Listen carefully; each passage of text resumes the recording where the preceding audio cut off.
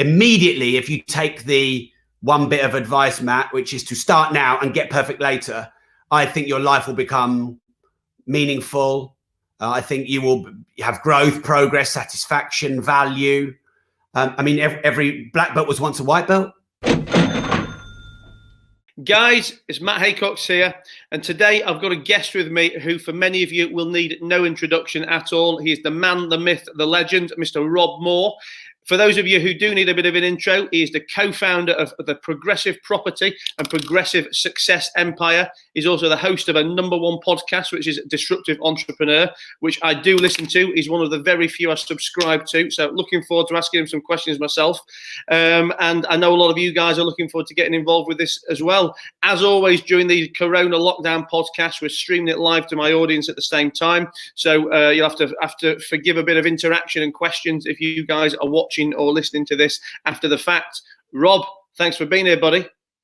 My pleasure. Thanks for having me. It's kind of fun to do these on Zoom. I'm like you. We were talking before, and I prefer doing podcast interviews and discussions face to face because I think you have that connection element, that human element. You don't have that little lag sometimes when the connection isn't quite perfect, which can just break a bit of rapport. But of course, now that we have no choice, we could do plenty more of these, and everyone's on Zoom now, or Be Live, or StreamYard, or Facebook Live. So yeah. And by the way, this isn't a dressing gown. You said this was a dressing gown. I wouldn't have said that to show you up now we're on camera. I've had a shower and got specially ready for Rob, and he comes on the stream. I thought he was wearing his cozy young dressing gown. I thought I could have gone and put my pajamas back on again.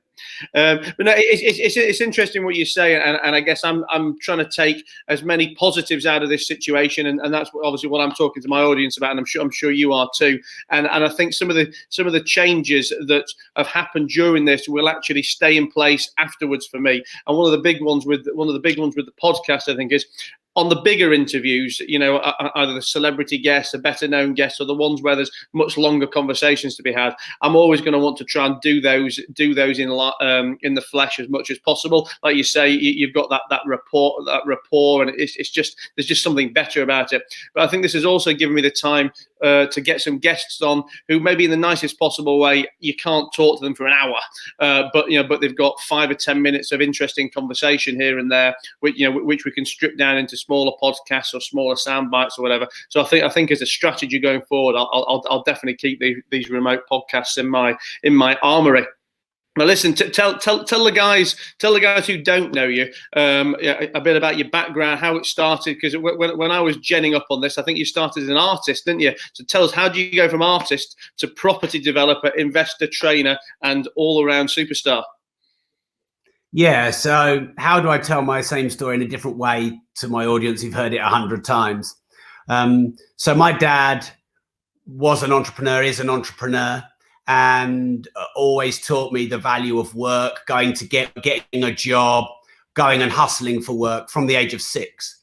And I used to go around washing people's cars, and I used to go do excuse me, the bottling up at my dad's pub, and the cleaning and the tidying and the emptying the fruit machines and the pool tables and counting all the money.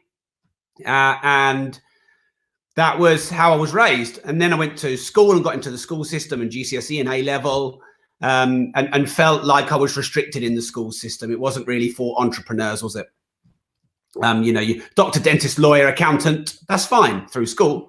But entrepreneur, someone who works for themselves, it's not really the way the school system procures you, develops you. And so I felt that got stifled, and then I lost my way. I went to GCSEs, A-levels and uni, and just really got interested in kind of girls and hanging out with my mates, and not, I only did schoolwork because I didn't want to fail. I didn't do schoolwork because I enjoyed schoolwork.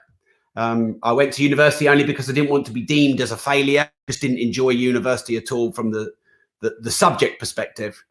And then came back and was supposed to just work in my mum and dad's pub for a couple of months because dad was a bit ill, and mum said, come and work for the summer holidays until you decide what you want to do career-wise. And I said, fine.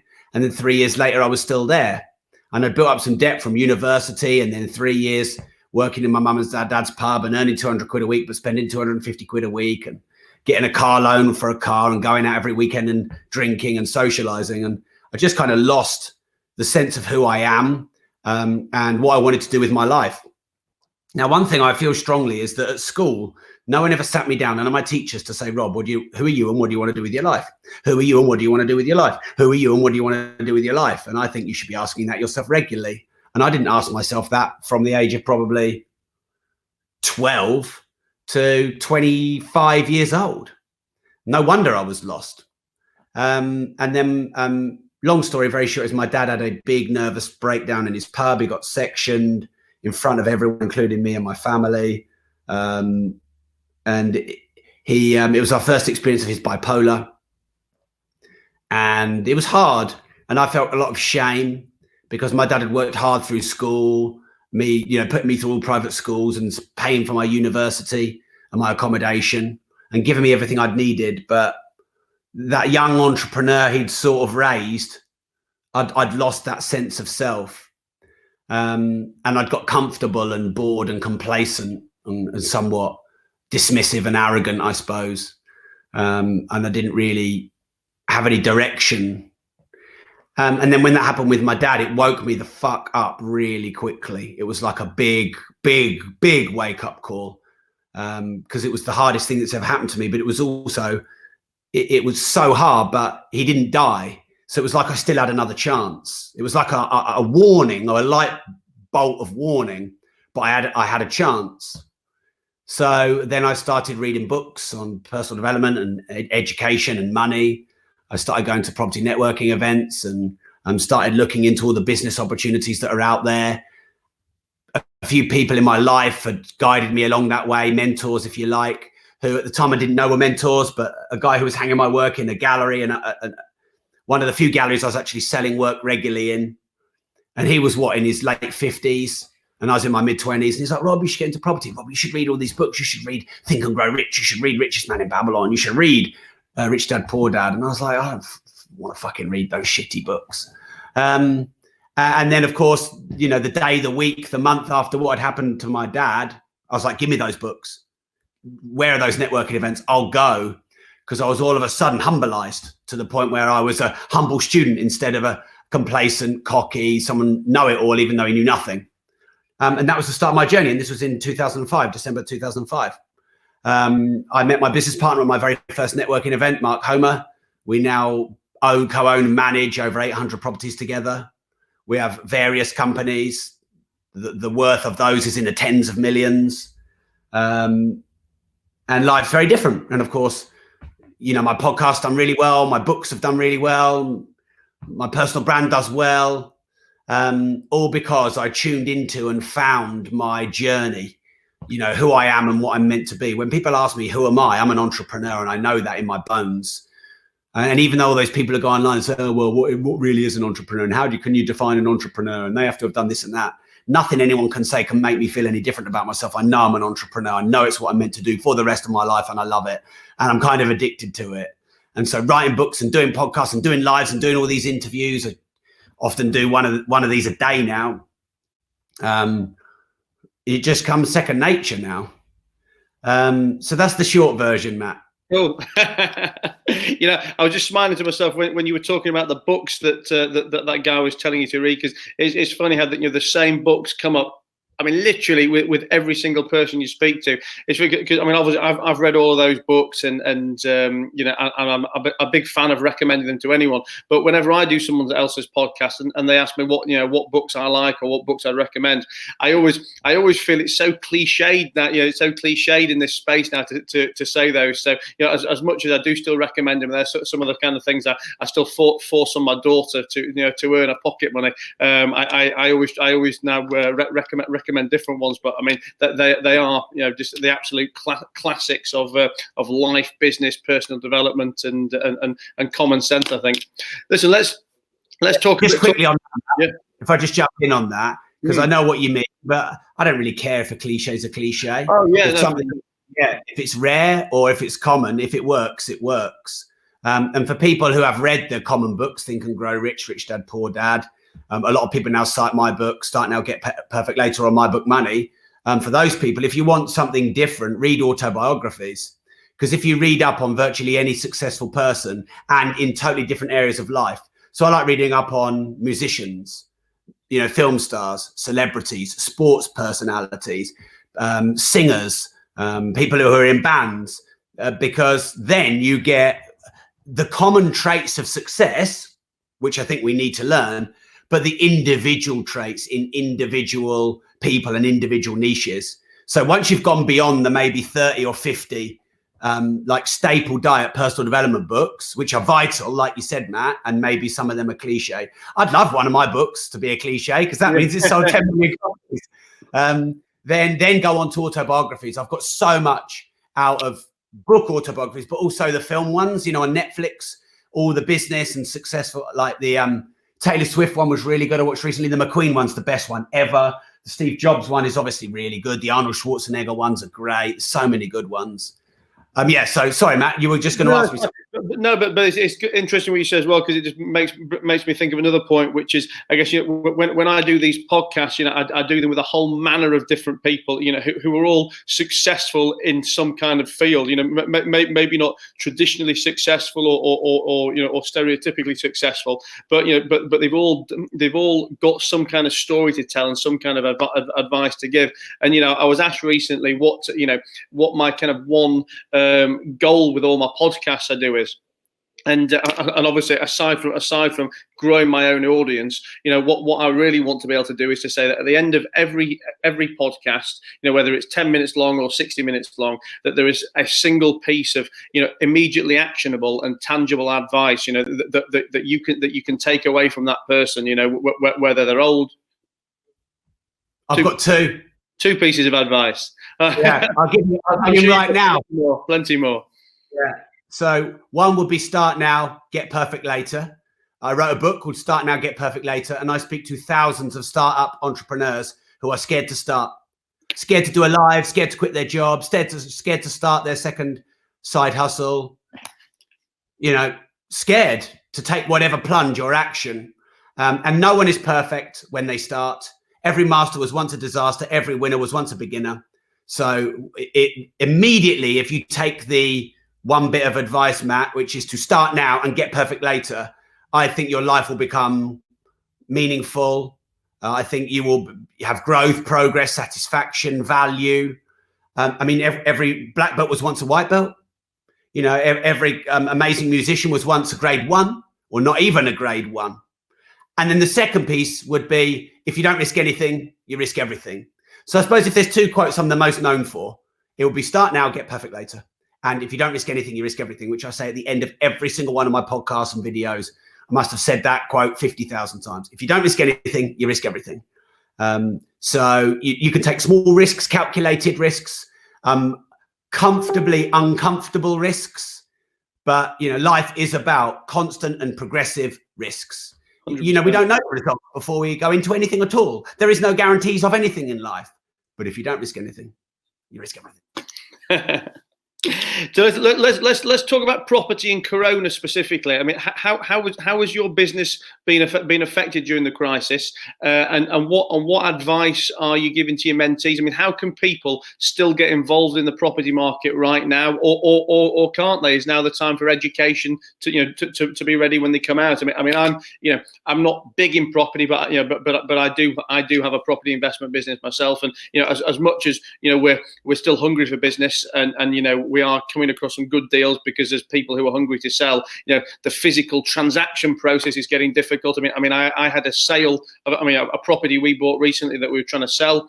The sale fell through yesterday because the buyer's buyer fell down in a chain because he didn't want to move during Corona. So that there's, as much as there's opportunities, there's all kinds of problems as well. I mean, what's your take as the property master? How can we survive during this time? Okay, so there's 2 areas or 3 areas even I'd look at. One would be our construction development sites, one would be our general portfolio, and one would be our training business. And they're all different. So I'll go with the property angle first and not our training business. So obviously you've got to try and negotiate with your landlords and or your tenants to keep as much money coming in and as little money going out as possible. And the whole world is on that hustle right now, that survival. So speaking to your landlords and your tenants and negotiating either them not having a payment holiday on you and or you having a payment holiday on them, depending on where you're at and what your affordability is. The next thing I think is accelerated immersion.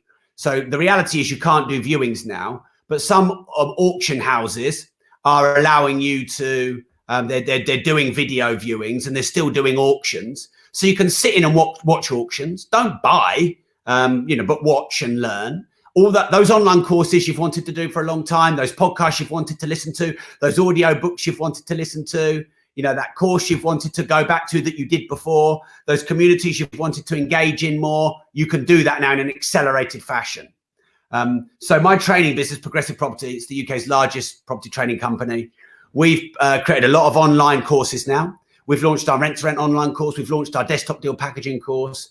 And we're giving people education that they can do in the lockdown. But where we might have done a course for 2 or 3 days in 2 or 3 months' time, or we might have done an online course where we're doing 2 hours a week modules, we're doing 3 to 4 hours every other day so that people can accelerate their learning and immerse themselves. No one knows how long we've got left. If we've got 60 days, if we've got 90 days, you want to be ready with all the education, the motivation, the enthusiasm, the passion, the hunger, all the viewings booked up, the relationships with the agents. And this can be done online, all the research on Rightmove, so that literally the day the doors open, you can go and view 10 houses a day for the next 5 days.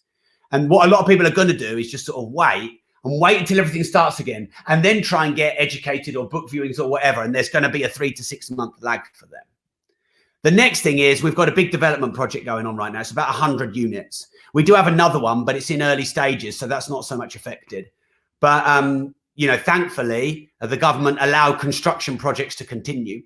Now, obviously, we're slightly skeleton staff on that, but we've got a big crane up, which costs us, over £1,000 a day. So we want to be able to continue to develop and build.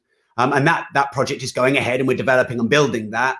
And probably not quite as many staff on site as normal, and not as many builders merchants open, but at least that's progressing. So it's slowed down, but it is carrying on, and it was very important that we do carry that on, because that costs us hundreds of thousands of pounds a month to develop that project.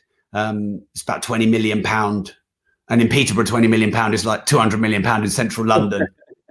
So it's important that we kept that going. I'm even further north. Can you imagine what 20 million is up here? Yeah, about £4.50 probably. Yeah. So, and then working out all the new government legislation. So the grants, the loans, the exemptions or the delays of VAT and tax, and what's applicable to business owners who own limited companies and self-employed, and really figuring that out, because they're making a new announcements all the time, and then they give you the furloughing and they give you the deferred VAT and they give you the deferred income tax, but then you've got to figure out and apply and work out when they pay it, and that's a constant evolution because it's all new, so you've got to keep yourself abreast of that. So I'd say they're the main things. Cool. Listen, you mentioned him earlier, and I wanted to talk about your partner, not your partner specifically, but I mean, obviously, in your story and in your business, you've got a partner who you talk about how he's been. I guess you've each been pivotal to each other's success. I mean, you hear some fantastic partnership stories. You hear probably even more horror partnership stories. What is your advice to people out there looking to get a partner? I mean, does everybody need to have a partner? Does it just work for some people in some situations? And if you are going to go and get one, what are the traits you need to look for, and how do you manage that relationship? Yeah, so I love it when people talk about partners, like how are you going to go and get one? Like you can go down the local shop and just buy one off the shelf. So do you need a partner? No. Do you need people? Yes. So, can you build a property portfolio or a business empire on your own? No. There is no I in team. If you study people like Arnold Schwarzenegger, he'll say there is no such thing as self-made. And if you look at every successful person, they've got a good PA, a good ops manager, a good MD, a CEO, a chairman, a board, a team, staff. You need people.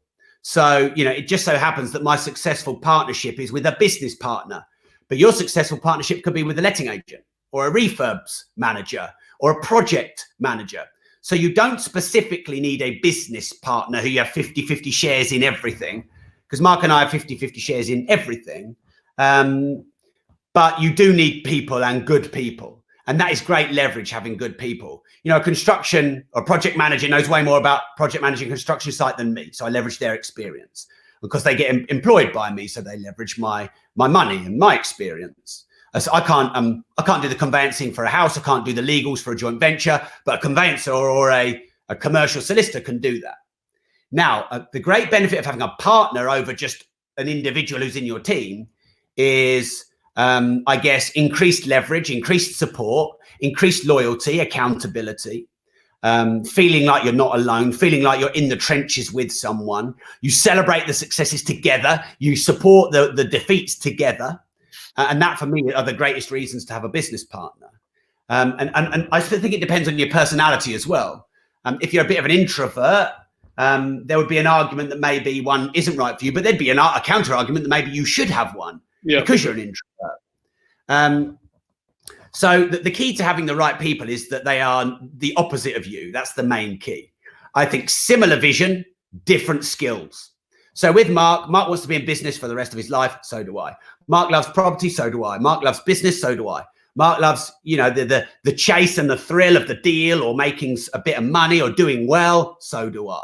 We're similar age. So the main values and the vision is similar.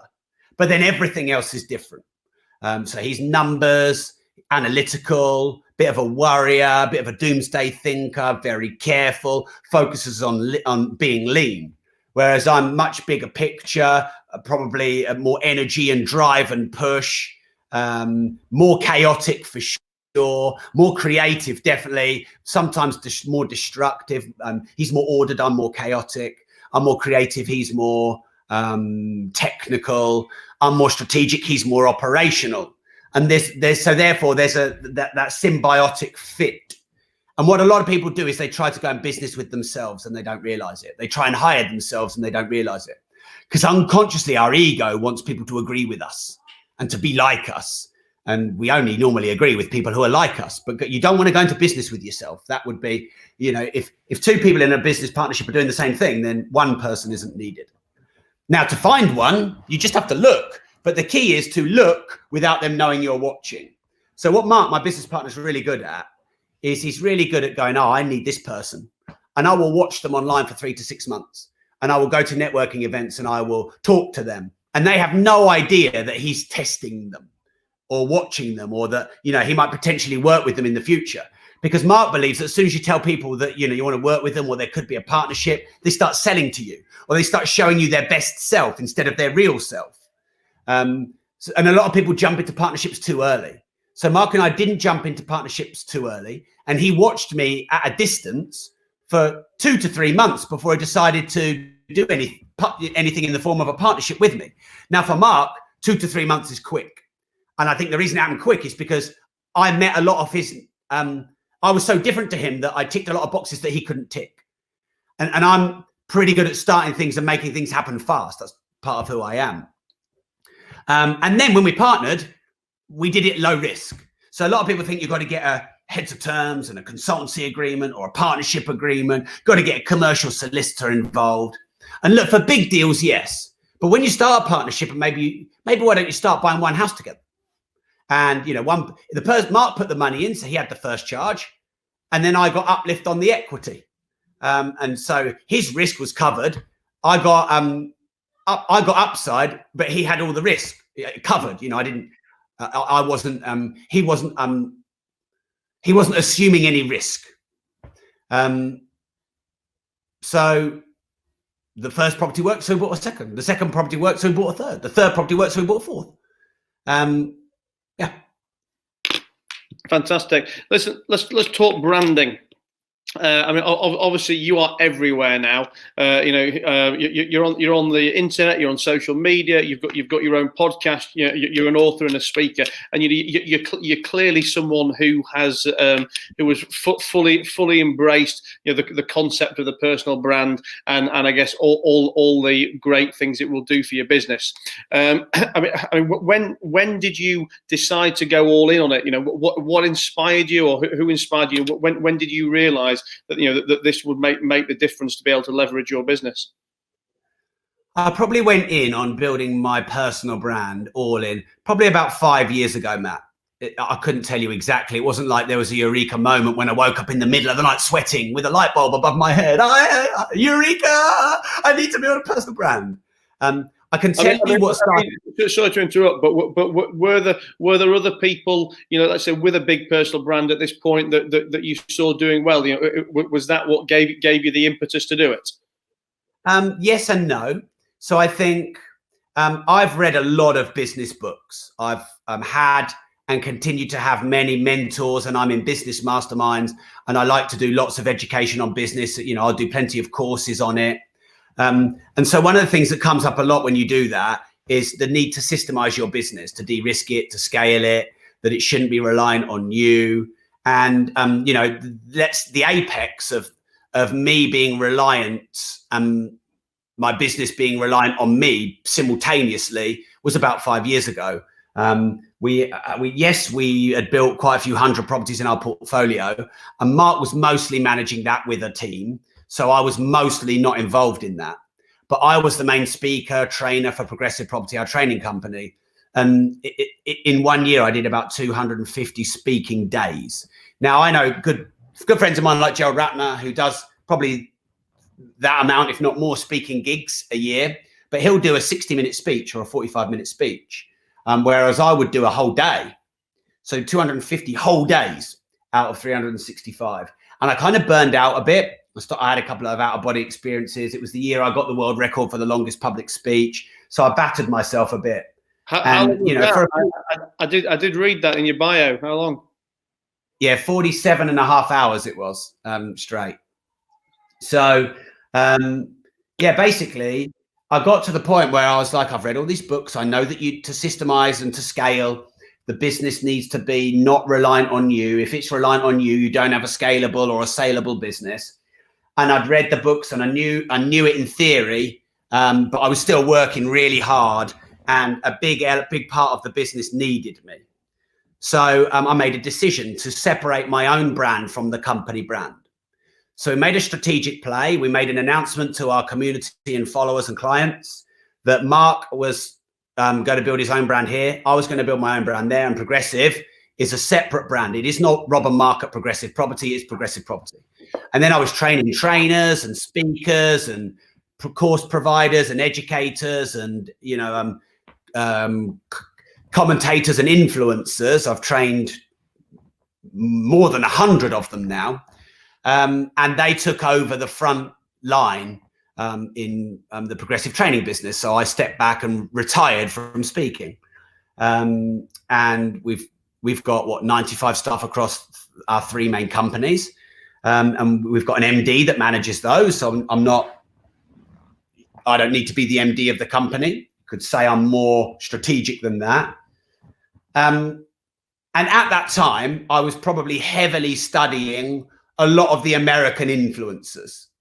So, the usual names that pop up.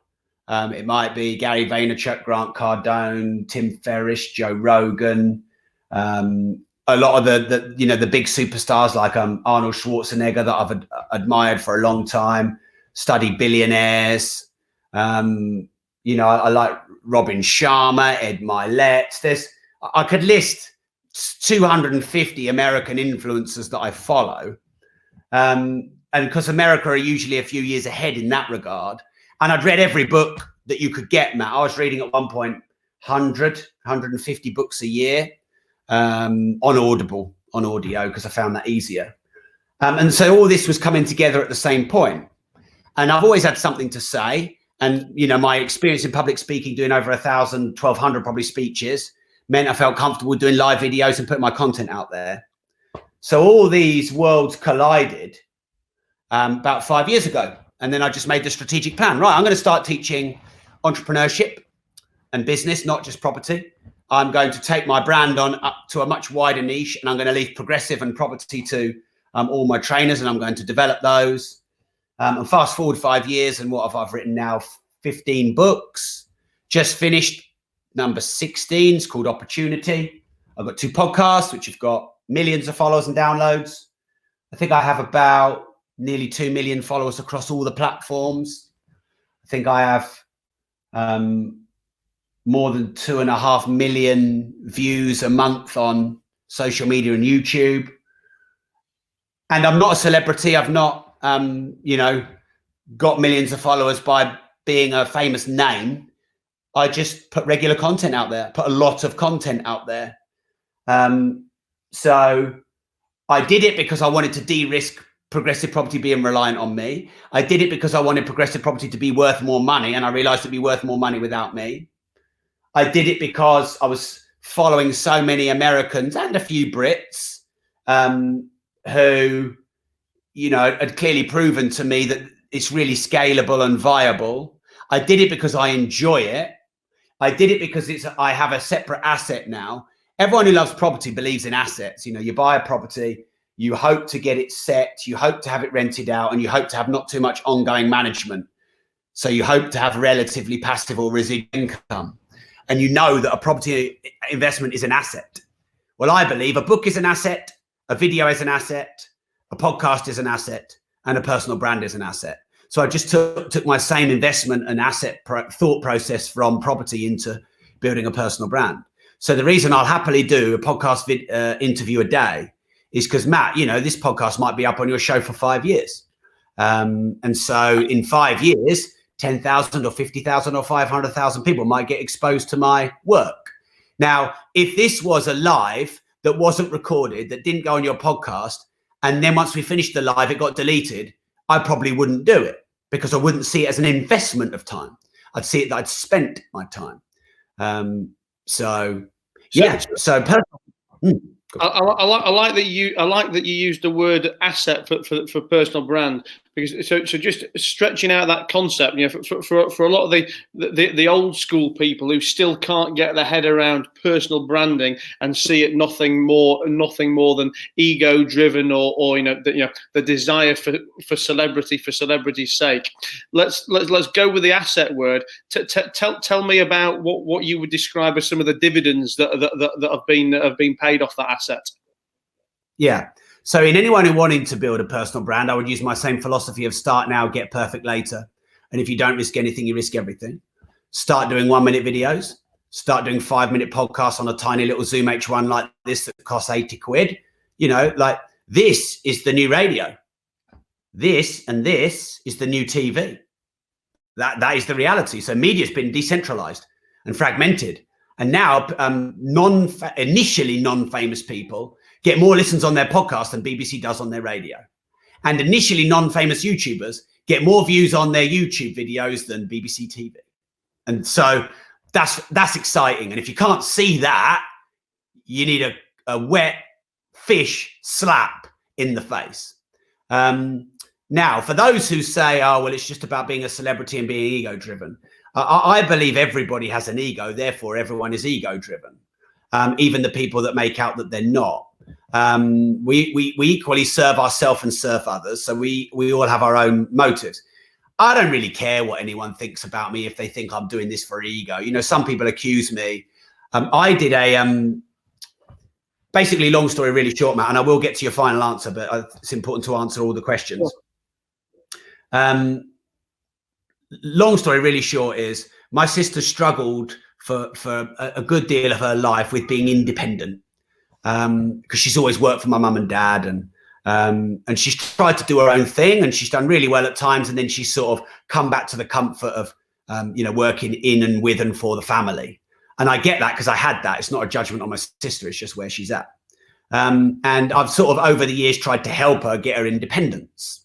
And she's become ill over the last couple of years, Matt. She's got a really chronic kidney condition, to the point where it was quite life-threatening, and she needed desperately an operation. I'm sorry. Now, I could have given her the money. I could, of course, easily afford £15,000. But she didn't ask me for the money. And I knew that she didn't want me to give her the money. Well, part of her probably did, but she wanted to do this for herself. I know that for a fact. She said that. So she set up a Just Giving page. She said, look, I've been knocked back 6 months and 6 months and 6 months by the NHS. I feel like I'm at my wit's end. I need to have a private operation. Will you help me? And she set up a GoFundMe page. And she shared it on her Facebook group. And I think she raised 700, 800 quid. And it was really good. And then it got up, I think, just to over £1,000. And then she WhatsApped me and she said, look, Rob, I've done this. She didn't ask me for the money. And I just thought, you know what, I'm going to go out there and I'm going to support her. So I did a couple of posts on my social media. In less than 24 hours, we hit the 15 grand. We actually got to 17 grand. And it was one of the sweetest feelings I've ever felt in my life. And then I got quite a lot of hate for that. There was a fraternity of people who hate on pretty much everyone. So it wasn't personal, but accusing me of being disgusting. I should have paid for that myself. And I'm just doing this to get adulation from my, blinded fan base. I should have just paid for the operation myself. And that proved to me that it doesn't matter what you do and the good that you do in the world and how you do it, there's always going to be someone that criticizes you. And if you think about it, it's pretty hard to criticize raising 17 grand in less than 24 hours for someone who needs a life-threatening operation. That's pretty hard to say there's something wrong with that. But my critics still managed to find a way to say that I was disgusting because I didn't pay for it myself, even though they didn't even ask why. They didn't even do the research to find out the history of why I didn't pay for it myself, because my sister wanted to keep her dignity, which she did. And her dignity is important to her. So, you said, oh, some people think personal branding is just about being a celebrity or ego. Who fucking cares what anyone else thinks? People are going to think what they're going to think no matter what you do and no matter how much good you do in the world. So I say, fuck it, be yourself. Now, when it's called personal branding. So if there's ever an area of business and life where you have permission to be yourself, it's personal branding, because it's personal, i.e. it's you. Now, I've got supporters. I've got nearly 3,000 supporters who are on the Facebook supporter program. And I had a pretty intense therapy session this morning, and I felt pretty wounded after it. And I immediately did a 10-minute voice memo to my supporters and just shared it with them. And I've had an influx of positive, grateful messages. And I am just being myself and expressing myself. And that's what being a personal brand is, being yourself and expressing yourself. Now, let's go to the time element. I haven't got time. It's overwhelming. There's YouTube, there's podcast, there's Facebook, there's Instagram, there's blah, blah, blah. So that's where the asset building comes in. So right now, I actually should have recorded this. That's why I've got this. I forgot to clip it on. But usually when I'm... Don't worry. So this could go on my podcast. This is live streaming to Matt's community. This can go on Matt's podcast. It will go on Matt's podcast. And it's going to my Facebook community. And it can be repurposed for YouTube. So that's 5 pieces of content in one. So that's the asset building element of that. And yeah, I think for me, the one word I always say when I get asked a question is, it's opportunity. If you have an audience, you have opportunity, and by definition, the bigger your audience, the bigger your opportunity. It's do you want to go out looking for things and having to knock hard on doors, or do you want them to fall at your doorstep? And in the very microscopic personal brand I've got in the grand scheme of the world, the things that come to my door, whether that's an easier opportunity to get an investor, or the chance to meet someone that is going to make a material difference to my life. These things would not have happened without personal brand. And I think I'll always say the reality is we all have a personal brand anyway. It's just the 2 people know about it, or the 2 million people know about it. So I'm with you. I cannot overstress the importance. Well, listen, it's been fantastic having you here. I'm obviously conscious of time, but I've got one personal question I want to ask you now, which is purely for my benefit. Although I'm sure some other people will get some use out of this. It's just from what you were saying earlier, where you said you were reading 100 to 150 books a year, but doing it on audio. I'm a big fan of the audiobook concept, because obviously, you know, theoretically it's easier to do, or we can do it in the background. But I've got two problems. One, when I do it, I either fall asleep, I have to keep going back and back and back, or I'm doing it whilst multitasking and therefore not properly absorbing, not properly absorbing what's going on. So what is your tip for me to make better use of the audiobook concept? To not let your conscious mind get in the way, and instead of seeing that as a problem, see that as a good thing. So, you know, if you went to a therapist, a hypnotist therapist, or you did some kind of induction or some kind of guided meditation, they would get you to close your eyes. They're trying to get your cognitive, conscious thoughts out of the way so they can get to your unconscious mind. So I think when you're listening to an audiobook and you're falling asleep, you're getting your conscious mind out of the way and it's going into your unconscious mind. I think if you're cutting the grass and you're listening to an audiobook and you're getting your conscious mind out of the way, it's going in your unconscious mind. So I'd argue it's even better than sitting there and actively listening to it. But if you're going, I can't retain it, I've got to go back, your conscious mind's getting back in the way again. So I've always allowed myself just to listen and not judge. And, you know, I'll often listen to it in the gym or going for a walk. And you can always listen to it again. I was just about to say, do you listen again sometimes? Yeah, good ones. Good ones, or ones that are very technical, I'll listen to them again and maybe even again. But actually, I think it's a good thing that, I mean, I listen to mine on 2 times speed and I get my subconscious mind out of the way. Do you listen to Russell Brunson on 2 times speed? No, I don't listen to Russell Brunson. I'm not really that familiar with his stuff. He speaks fast, I guess. Fucking hell. Yeah. So I would just say, carry on, Matt, and don't judge yourself for the fact that you don't think you're retaining it, because you're probably retaining it more in your unconscious mind, where you're building habits. Well, I'm gonna try and apply it today. And as I said earlier, my goal with all these podcasts is to get at least one immediately implementable tip or technique. So if nothing else, that's one for me. But listen, in the last 40 minutes of talking to you, I'm sure everybody else, and myself included, has had some fantastic advice on property, inspiration, brand building, and everything in between. So listen, thanks a lot for taking time out to join me and join my audience. And I hope your audience have enjoyed listening to this as well. And it's been great to finally meet you, buddy. Even in a virtual sense. My pleasure, Matt. Shall we share out your podcast to my audience and mine to yours? Yeah, that'd be fantastic, guys. So again, I'm Matt Haycox. I am the Matt Haycox on everything. TheMattHaycox. iTunes, Instagram, YouTube, Facebook, and all the stuff. My story is, I built very successful businesses in my early 20s, and then went spectacularly bankrupt by the time I was 27, 28. Started afresh and effectively moved, became poacher turned gamekeeper, moved to the investment and funding side of the world. And I always say I was a borrower before I'm a lender, and I'm a business person before I'm a banker. So if you deal with me, you will get a completely different sense of perspective than dealing with any other funder. And then I've effectively built my personal brand off the back of that. So it'd be great to meet some of you guys. I'm sure we've all got some synergies. And Rob, please give yourself another shout out to my guys. Yeah, so my main podcast is called The Disruptive Entrepreneur. So if you search for Rob Moore or The Disruptive Entrepreneur, you'll find me on pretty much every channel. I think, in fact, every channel. So it'd be a pleasure to connect with you and hopefully help you build your business further and become the entrepreneur, the startup, the scale up, make the money that you want to make.